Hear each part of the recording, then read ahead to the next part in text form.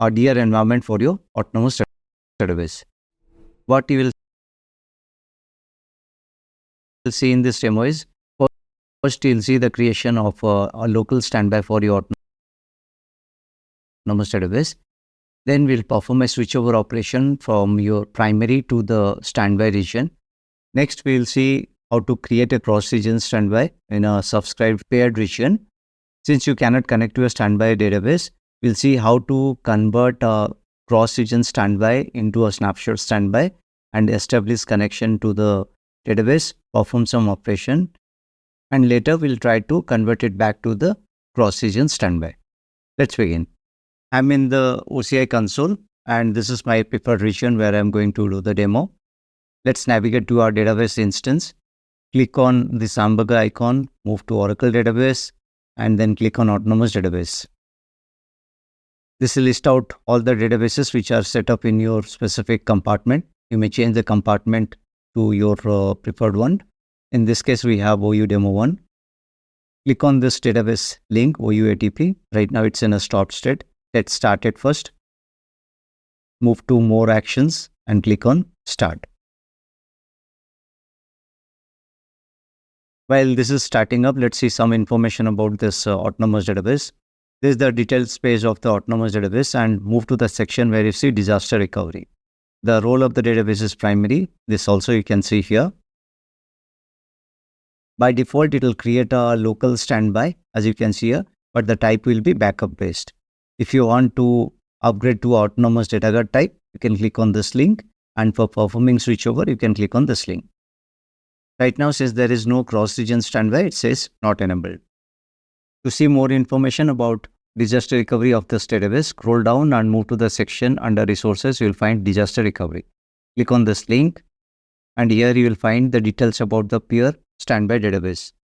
Peer autonomous database represents the standby database for your primary, and the name is same as your primary database. The peer role is backup copy. This is not same as autonomous data guard.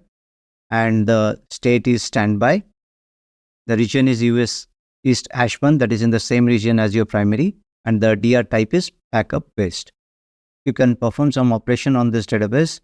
Scroll to the right, click on these three dots. You can perform a switchover. You can update the disaster recovery, or you can disable the peer. Now let's update this to our local standby. You can click on Update Disaster Recovery here, or you can click on the link which I had shown earlier, like Upgrade to Autonomous Data Guard. Click on this link, and this is the page where you can do the upgrade to Autonomous Data Guard. Since we want to create a local standby, let the region be as is, and the compartment is same as your primary. And for the disaster recovery type, we want to upgrade to Autonomous Data Guard, which is already pre-selected. So here you find some information about the RTO and RPO. And down here, you can set the data loss limit for automatic failover. Let's keep it 60 seconds. And you can otherwise set from 0 to 3600 seconds. Down here, you'll find some information about the Autonomous Data Guard standby. We are creating a local standby, so you'll find information regarding that. Click on Submit. This will change the status of your autonomous database to updating. While your local standby is getting created, you can still connect to your primary autonomous database and perform your operation. This process will take some time to complete. Let's check after some time. The local standby database creation has completed, and the status of the autonomous database is back to available. Under disaster recovery section, you can see the local standby type has changed to Autonomous Data Guard. If you want to see more details, as I mentioned earlier, scroll to the resources section, and under that click on disaster recovery. So if you try to recall what was there earlier when it was backup based, this has changed. The peer role is now standby, and the DR type is Autonomous Data Guard. Earlier it was backup type, and the peer role was backup based. Now let's do a switchover operation to this local standby. You can come to the right, click on the three dots, and then click on switchover. It will ask you to confirm the switchover. So here the peer database name you will have to provide. You can mention here same as your primary database, and then click on confirm switchover to peer. Let's check the status here. It will change to updating. Again, it will take some time to complete the switchover. Let's check it after some time. The switchover has got completed and the status is again available. And you won't find any change with respect to the disaster recovery section. The role is primary, the local is autonomous data guard, and the cross region is not enabled. Again, you can scroll back to the disaster recovery link here. So let's check the state here. The state is role change in progress. Let's wait for a few more minutes for it to get completed. The state has changed from role change in progress to standby. Let's change it back to the original state by doing another switchover. Move to the right, click on these three dots, click on switchover. Give the name of the peer database and click on confirm switchover to peer. Again, you'll find the role change in progress state and the state of the autonomous database is updating. Let's wait for a while for this to get completed. The switchover has got completed and the status is now available. You can also check the disaster recovery status of the peer here. So again, the state is standby now and the peer role is also standby. The DR type is autonomous data guard and the region is US East Ashburn. So this completes the creation of a local standby. Let's add a cross region standby for your autonomous database. Click on add peer database. Select a region which is paired with your current region. Right now we have our database in Ashburn region.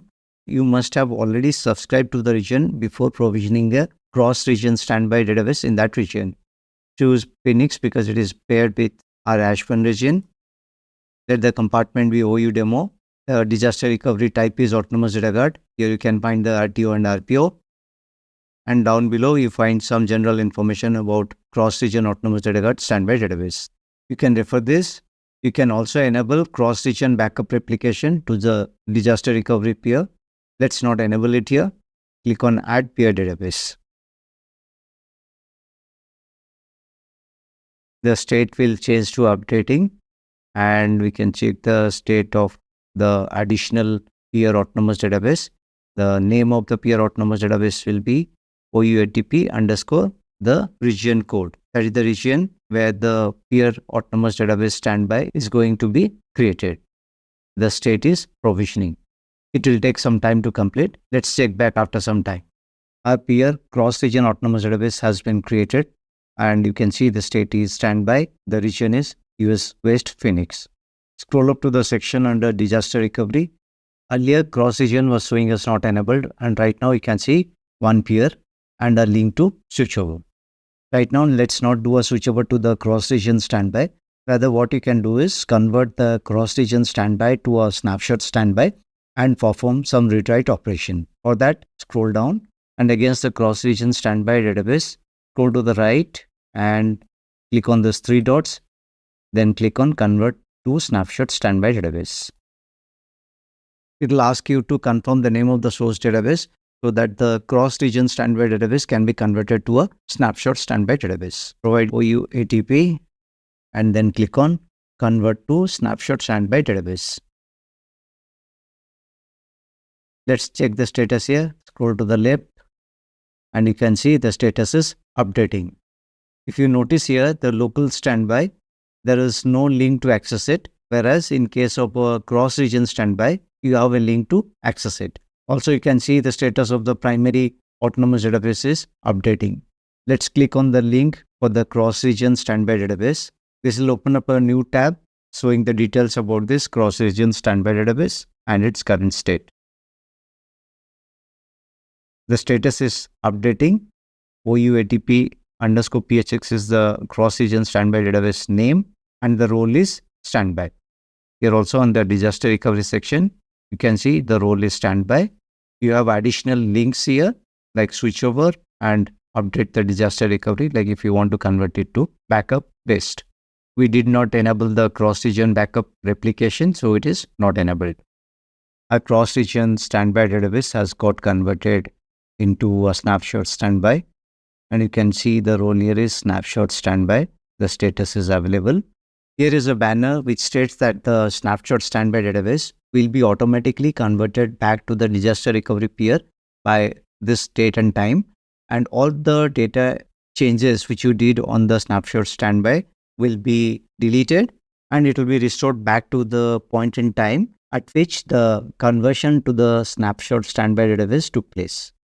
If your task is done before this time period and you want to convert it back to the disaster recovery peer manually, you can click on convert to disaster recovery peer database. Now let's try to connect to this snapshot standby database and do some operation. For that, let's download the wallet, click on database connection, scroll down, let it be the instance wallet, click on download wallet, provide a password to secure your wallet zip file, click on download, let's save the file here, click on close.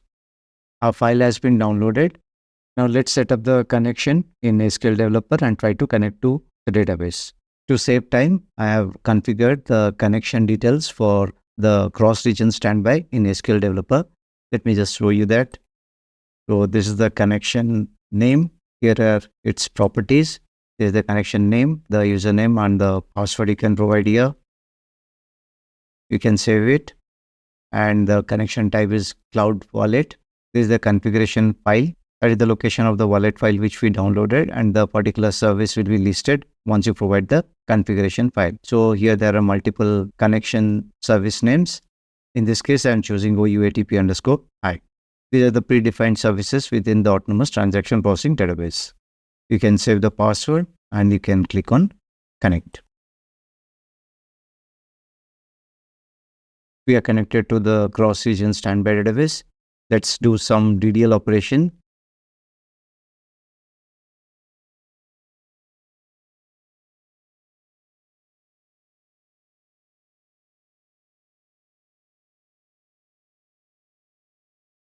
You can see here we are able to perform the read-write operation on the remote standby database.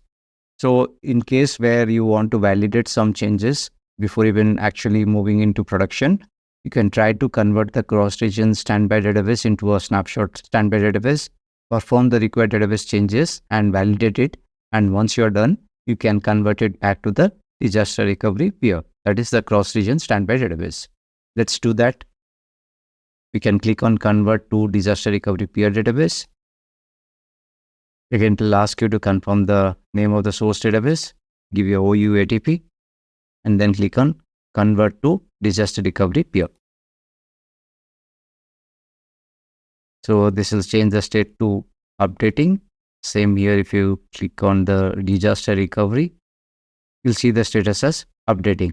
Okay, the status has got updated. Now it's available. So the peer autonomous database, that is the primary autonomous database, is available, and so is the cross-region standby database. That is again in a available state. Whenever you want to switch over the primary to the cross-region standby, then you will have to initiate the switchover process from the cross-region database window by clicking over the switchover link here, or you may scroll down and against the peer autonomous database, scroll to the right, click on these three dots and then click on switchover. So by clicking on either of this link, you can initiate the switchover of the primary to the cross-region standby database. Switching on to the console of the primary database, under resources, click on disaster recovery. You see there are two databases which are created, which are of type autonomous data guard. One is the local standby, that is not having any link, as we cannot view or access the local standby database, whereas for the cross-region standby database, it is available as a link to access the database from the console. Also notice there is a summary of your disaster recovery instances, that is you have one local peer and one cross-region peer, and you can create up to one local peer and one cross-region peer for every remote paired region that your tenancy is subscribed to. So this is a demo of how you can configure disaster recovery for your autonomous database. We saw the default backup-based disaster recovery peer which is created initially, and then we updated it to our autonomous data guard local standby. Later, we created a cross-region standby. We converted it to a snapshot standby, performed some DDL operation. Later, we converted it back to a cross-region standby peer. I believe with this demo, you now have some idea how to configure autonomous database disaster recovery peers using the OCI console. You can try to have some hands-on with your test instances to have a better grip on what you have just seen. And I guess it was helpful. Thanks for watching.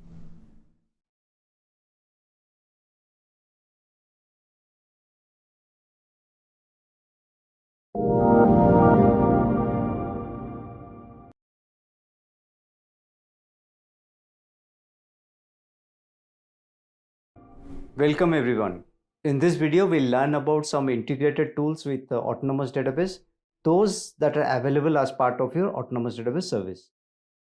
Grouped under the name Database Actions, these are a group of self-service tools that are pre-configured in each of your Autonomous Database deployment. They save a big chunk of your time that you would have otherwise spent for doing the necessary configuration in order to connect with Autonomous Database. They include development tools, database-specific tools, administration and monitoring tools.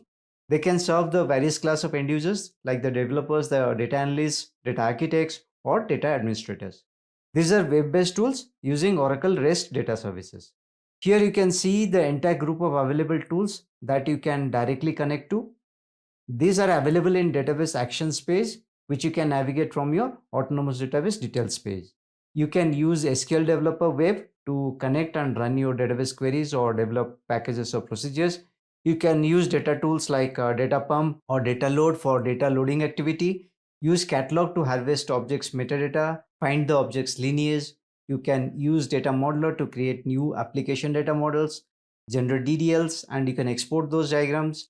The Data Insight tool can generate insights on a table, check patterns, and identify anomalies in the data. The Data Analysis tool helps you to create analytical views on your data.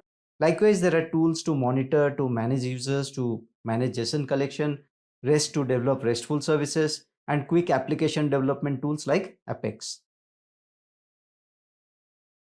Access is granted at schema level, hence you must enable schema using ords_admin.enable schema procedure. Admin user has access to all the tools. The connection to the database is stateless. That is, each HTTP request is mapped to a new database session, which means the session terminates after executing the SQL statement or the script. Since the session state is lost, the session attributes do not persist. For example, when executing a DML, if it succeeds, then an implicit commit takes place. Hence, you can use PL/SQL block to send all the session attributes to the database in one session. The monitoring page is only available for Autonomous Database Dedicated and only if you are logged in as admin user.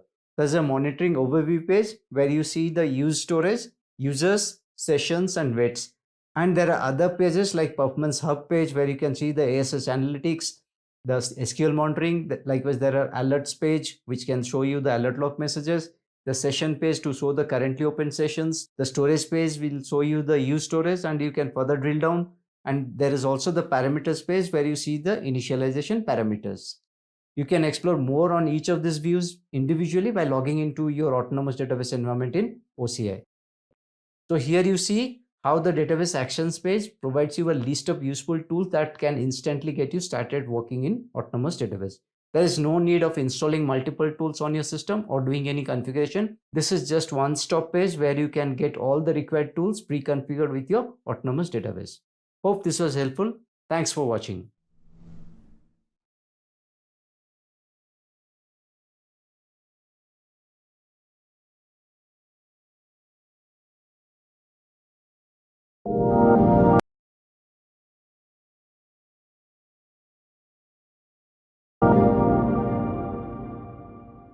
Hello and welcome to this lesson on OCI Security Services. In this lesson, you will get an overview of various security services offered by OCI to help you secure your cloud environment. From identity and access management to network security and data protection, OCI offers a complete set of tools and features to keep your data and applications secure. By the end of this lesson, you will have a better understanding of the various offerings and how you can use OCI security services to protect your assets. So let's get started. In OCI, security is built in using the defense in-depth methodology, which means security is built in at various layers of the stack. A good way to represent is to break down these services by use cases and then list the OCI security services that are available. First, let us look at identity and access management, to ensure that only authorized users have access to resources within your OCI environment. You need to manage user roles, their access policies, and multi-factor authentication to enhance security. Also, you must provide multiple sign-in options and govern their access rights. So here we have OCI services starting with Identity and Access Management service that implements the triple layer of security authentication, authorization, and auditing.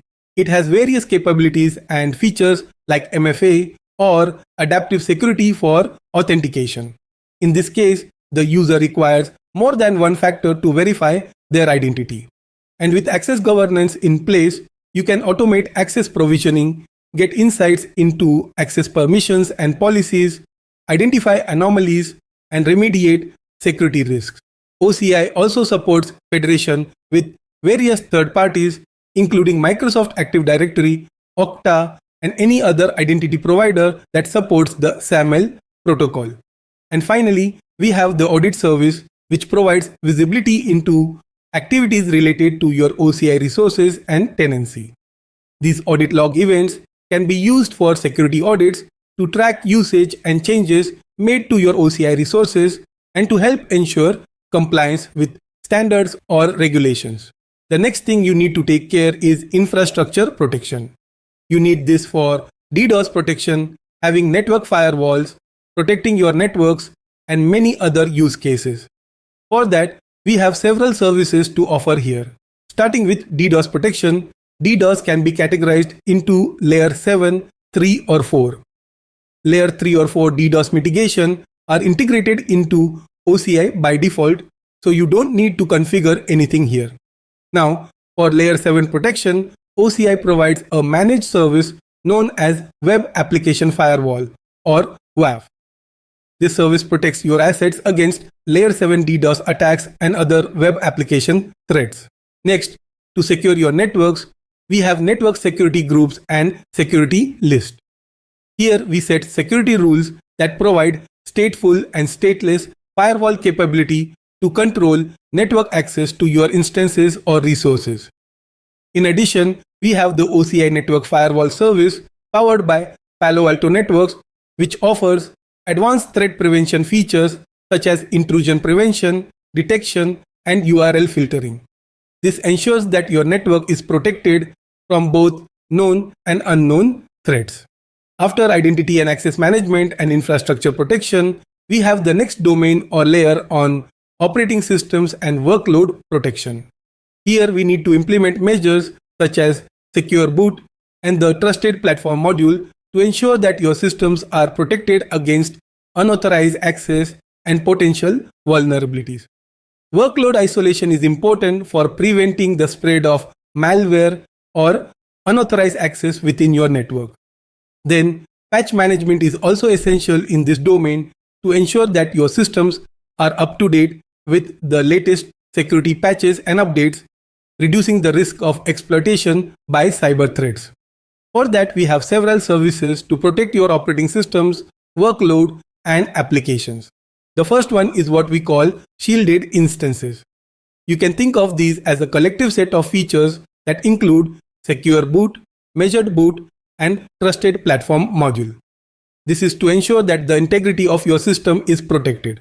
Now, this is an intro lesson, so we are not getting into a lot of these details, but think of secure boot as a feature that prevents the booting of unauthorized bootloaders and operating systems.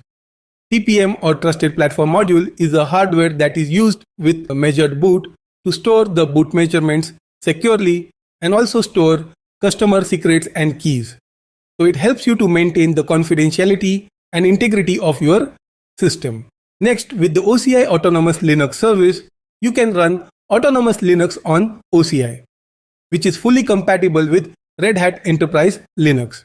The service includes automated patching, updates, and tuning, making it easier for users to maintain a secure and high-performing environment. Then we have this service called Bastion. Bastion allows restricted and time-limited access to target resources that do not have public endpoints. So for example, you can use Bastion to access compute instances in compartments associated with a security zone. Because instances in a security zone do not have public endpoints, you can access them through the Bastion service. Next, we have the OS management service. This service lets you handle updates and patches for the operating systems running on your OCI compute instances. And here, we are not just talking about a few instances, we're talking about managing hundreds or even thousands of them all at once. So these are the services to support OS and workload protection. The next layer, which is super critical or very important, is data protection. And here again, we have several services that help with data protection.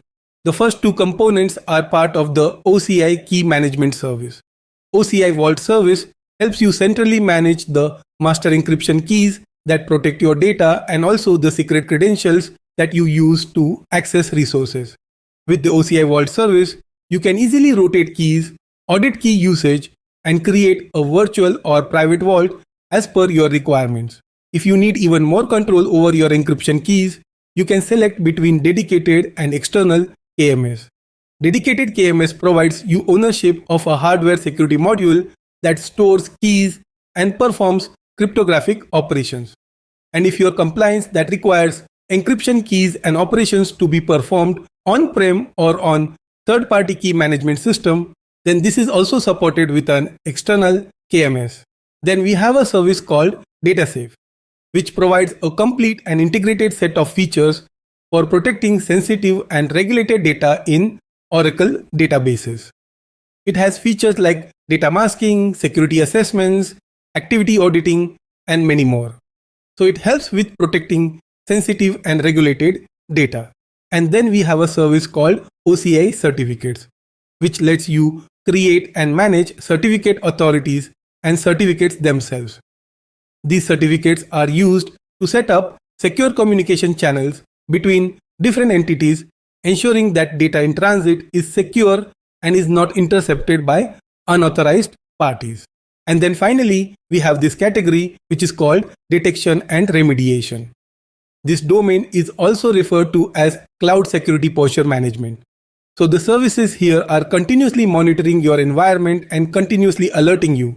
And if detection and remediation notices any kind of misconfigurations, user activities, or operator activities, it can notify you. Or in some cases, it can also automatically remediate the problem.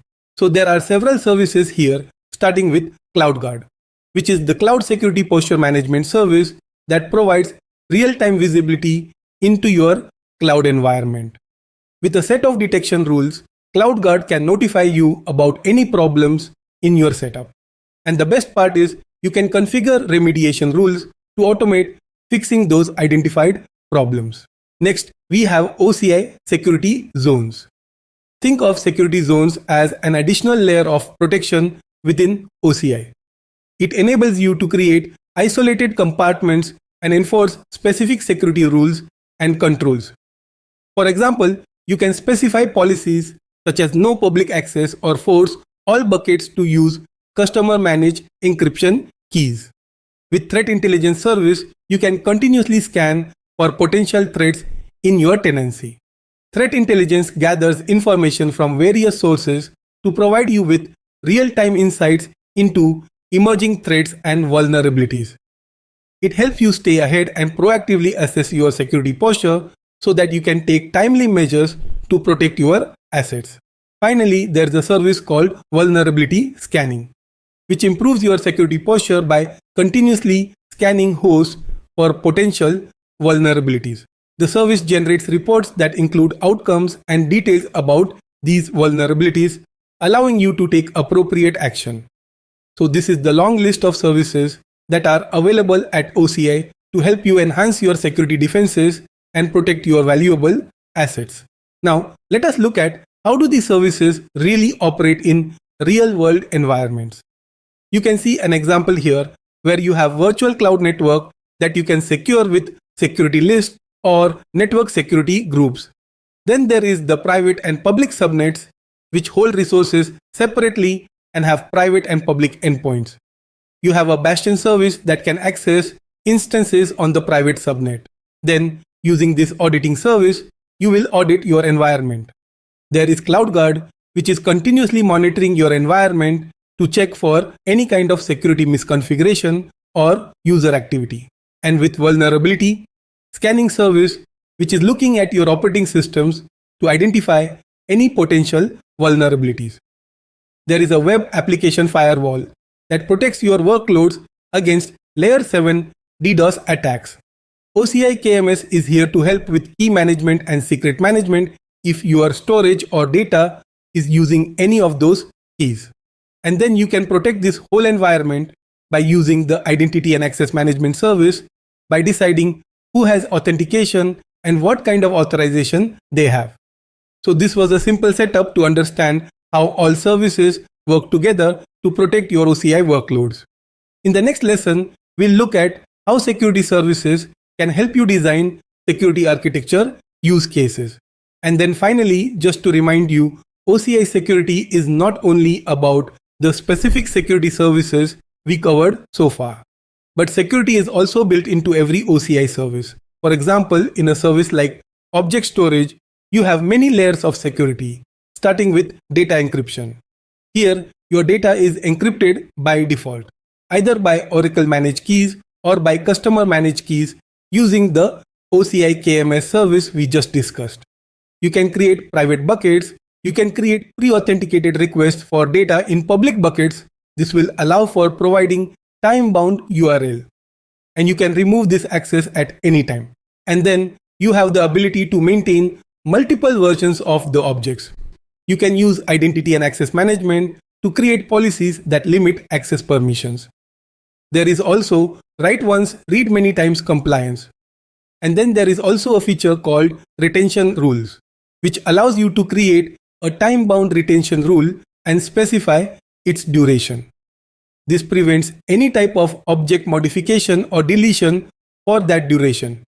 You can even specify legal hold, which prevents any modification. Not only for object storage, but security features are integrated across all OCI services, including compute instances and networks, giving you a holistic approach to cloud security. So to wrap up, I hope this lesson gave you an overview of the various OCI security service offerings. From identity and access management to infrastructure protection, data protection, and threat intelligence, OCI offers a wide variety of services and features to protect your cloud environment against potential risks and threats. I hope you found this lesson helpful. Thanks for watching.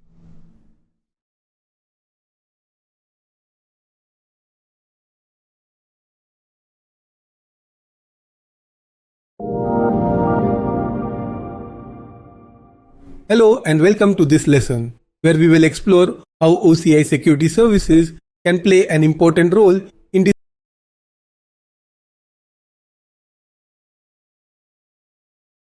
designing a robust and secure architecture for your organization.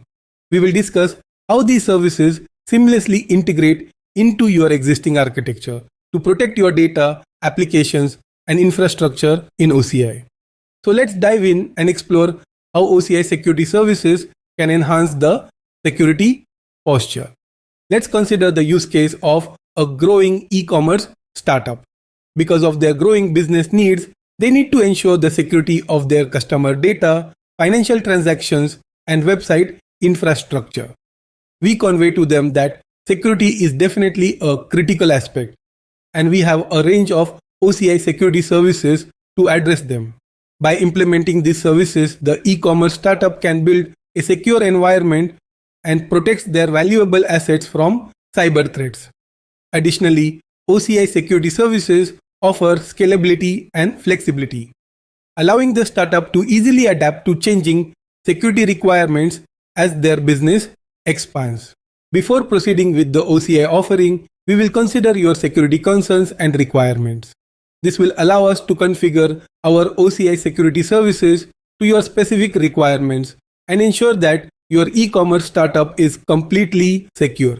So first, let us look at this simple deployment of the startup, where they have web servers in a private subnet and the database and object storage in another private subnet. They also have load balancers in a public subnet to distribute the incoming traffic. This simple setup serves as our starting point for exploring how OCI security services can be integrated to secure their infrastructure and meet their security goals. We will use a question and answer format to identify their security requirements and respond by designing a solution that uses the appropriate OCI security services. Let's start with the first question. How do we manage multiple accounts, identities, and resource access? Identity and Access Management Service can help us manage multiple accounts, identities, and resource access in OCI. Service enables you to create and manage users, groups, and policies to control access to resources. Setting up policies and roles allows you to define who has access to what resources and what actions they can take. This ensures that only authorized users have access to sensitive data and resources in your OCI environment. And for managing multiple tenancies, you have organization management, which allows you to control resource limits and budgets from the parent tenancy across multiple child tenancies. After ensuring authentication and authorization, we'll move on to the second security question. How to deal with misconfiguration and access resources with private endpoints. And to answer this question, we must address two security concerns: misconfiguration and how to access resources in a private subnet or with private endpoints.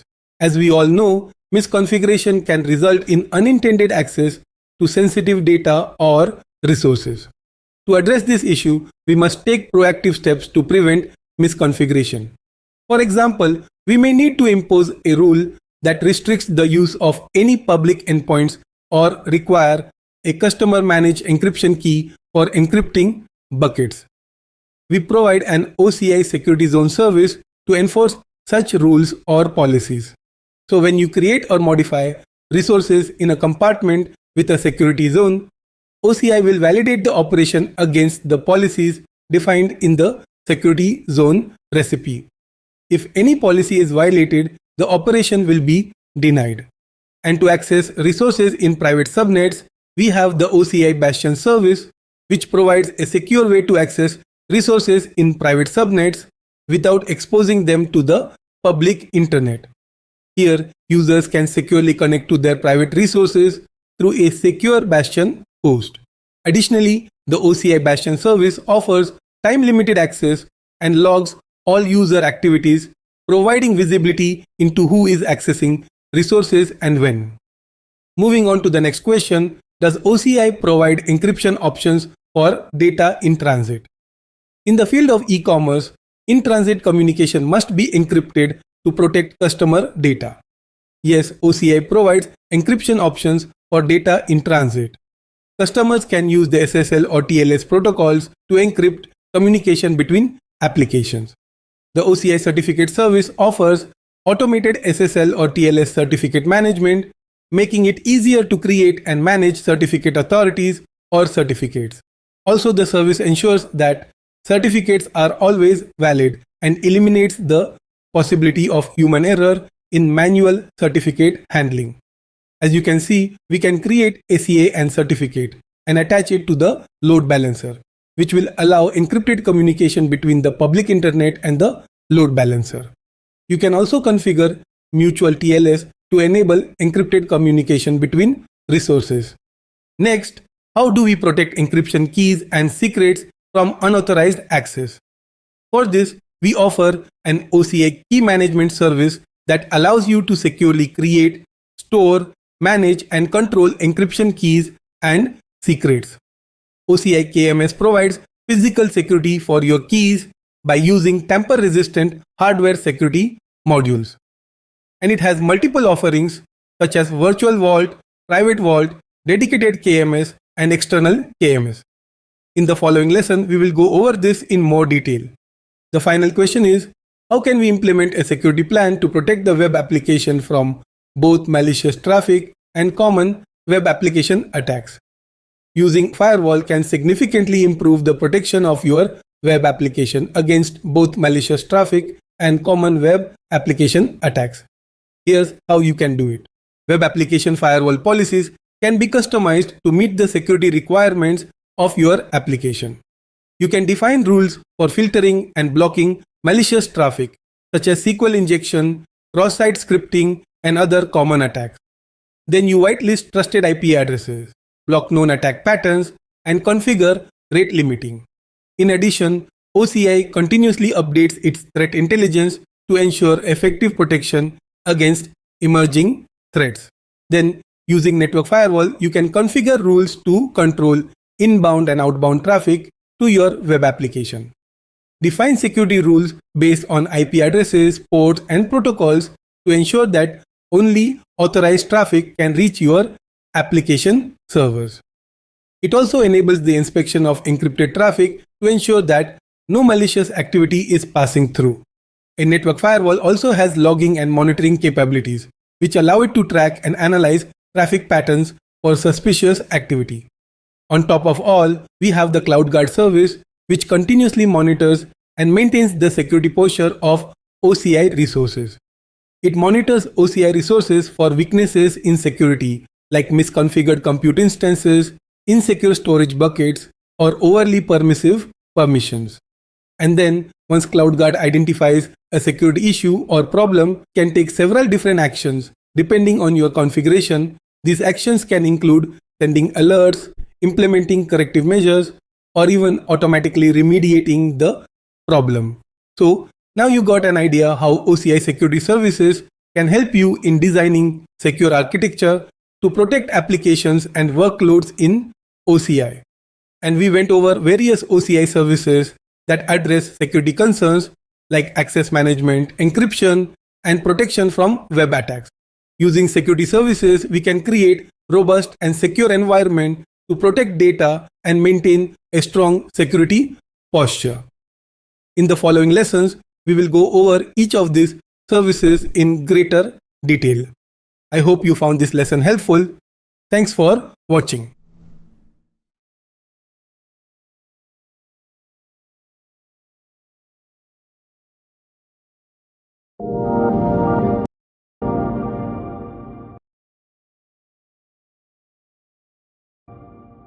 Hello and welcome to this lesson on the OCI Bastion service.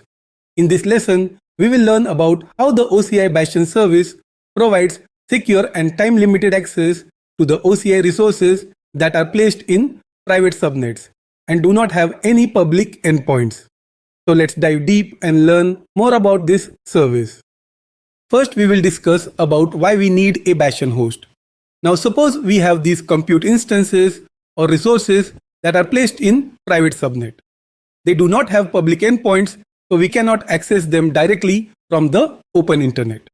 So to access resources from private subnet, we need a Bastion host that will allow to set up a secure connection to private resources without exposing them to the internet.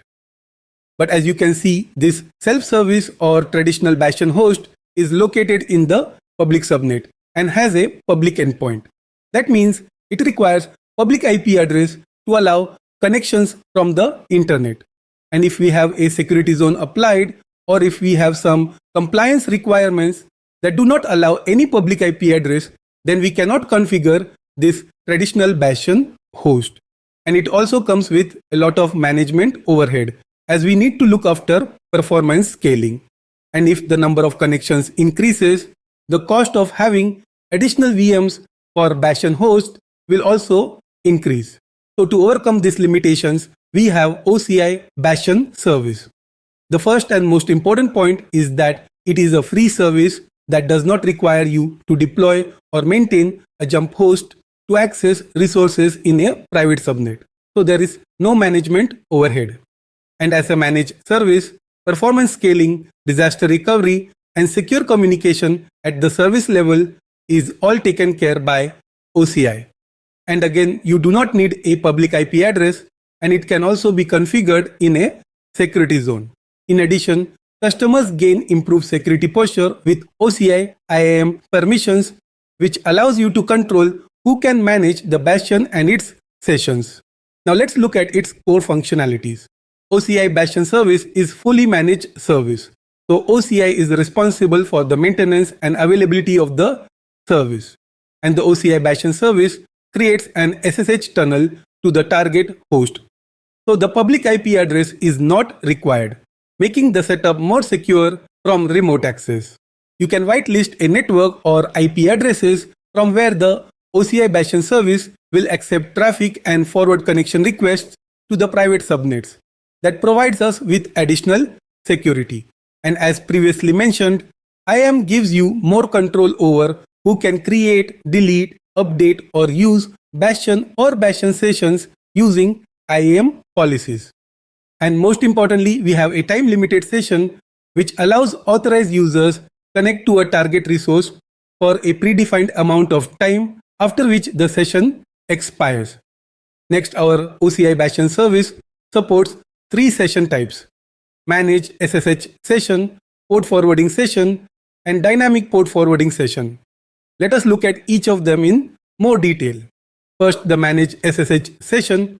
It provides SSH access to a compute instance that fulfills the following specifications. First, the target host or compute instance must have Linux platform image. This session type does not support Windows. Then, Open Secure Shell and Oracle Cloud Agent must be installed on it. Finally, ensure that the Bastion plugin must be enabled on the compute instance. If everything is good, you can create a managed SSH session and have a SSH tunnel to connect the targeted host. And if you look at the SSH command provided by the service to connect compute instance in private subnet, you just need to provide private keys. And then our second session type is port forwarding. Now suppose if you have Windows operating system, autonomous or MySQL database instances, or even a Linux machine with no Oracle Cloud Agent or Open Secure Shell server installed. You can use port forwarding to connect TCP services and protocols supported by an SSH tunnel on the targeted host. The protocols like Remote Desktop Protocol, Oracle Net Services, or MySQL can be connected using port forwarding session. And if you look at the provided SSH command, you need to provide application port number you want to connect and ensure that the security list allows connection for that port number. And with dynamic port forwarding, you can access any Linux, Windows, autonomous database, MySQL database, or even applications that supports SOC 5 protocol. Here you do not need to specify the target port number, you have access to all the nodes in that subnet. And that's basically the difference. Now let's go ahead and see some OCI Bastion service details. Each region has a maximum of 5 active Bastions, and each Bastion can only host up to 20 sessions. The maximum time that can be configured for a session is 180 minutes. And each Bastion can only be associated with single VCN. You cannot use a single Bastion to connect with the private resources of different virtual cloud networks. So that's all about the OCI Bastion service. Now let's take a look at the IAM permissions required to manage the OCI Bastion. To manage Bastion sessions and networks, you must have permission to manage the Bastion family and the virtual network family. And while creating the session, you must have access to read instances to check the Bastion plugin while setting up Manage SSH session. And in order to inspect the work request, you must have this permission. So to wrap up, we started with a discussion by understanding why we need a Bastion host. Then we talked about the benefits of using the OCI Bastion service and the types of sessions available with the service. Then we looked at the IAM permissions required to manage the Bastion service. I hope you found this lesson useful. Thanks for your time.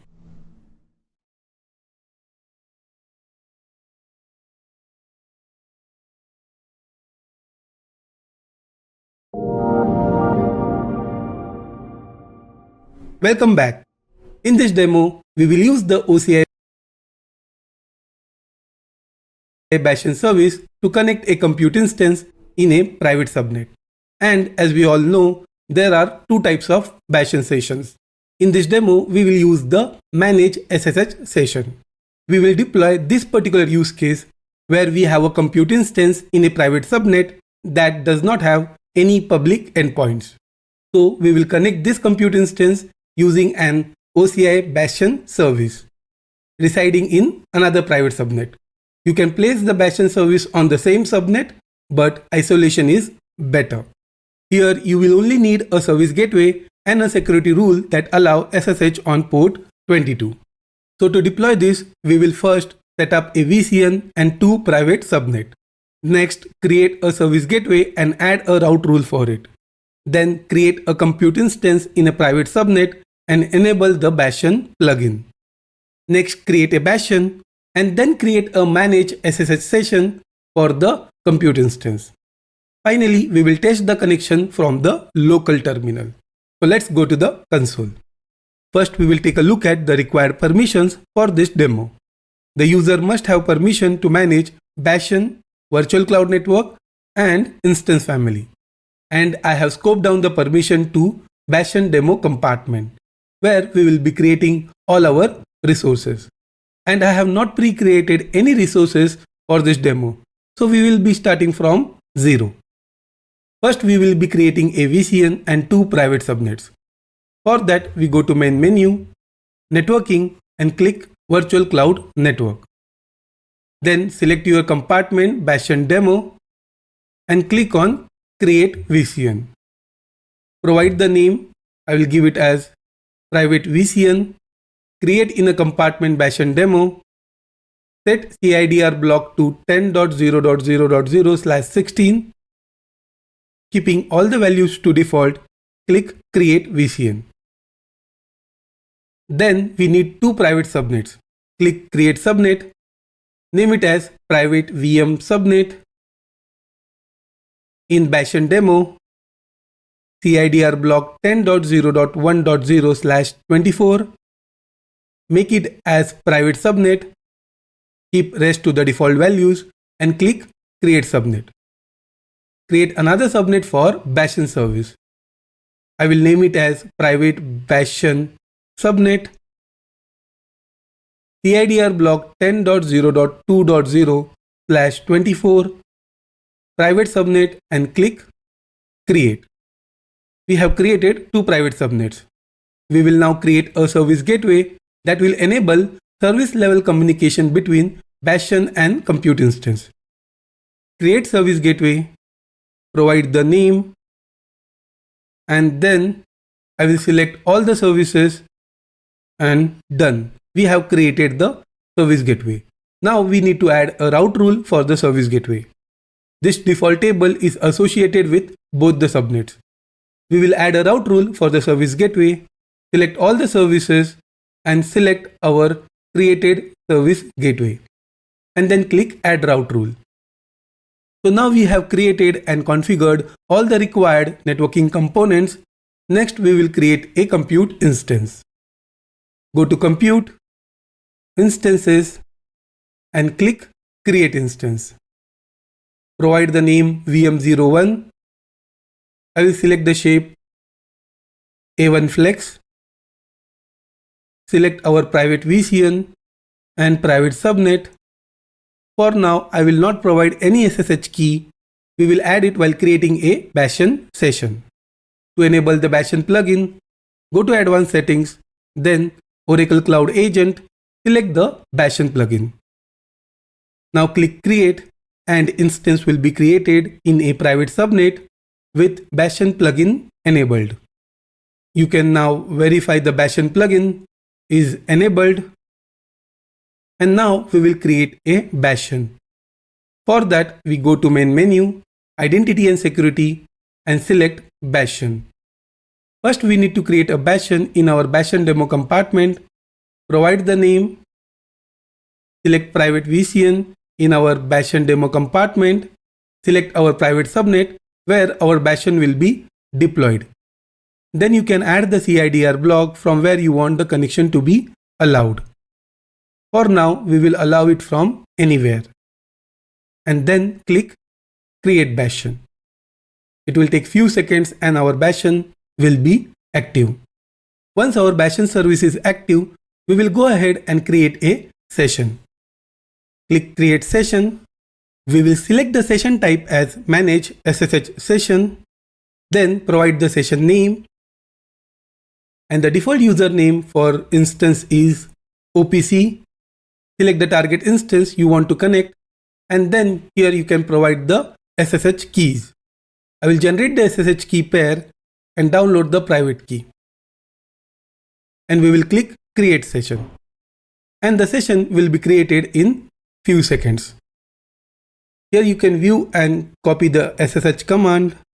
I will first edit the command and provide the private key name for both for Bastion and compute instance because we are using the same key.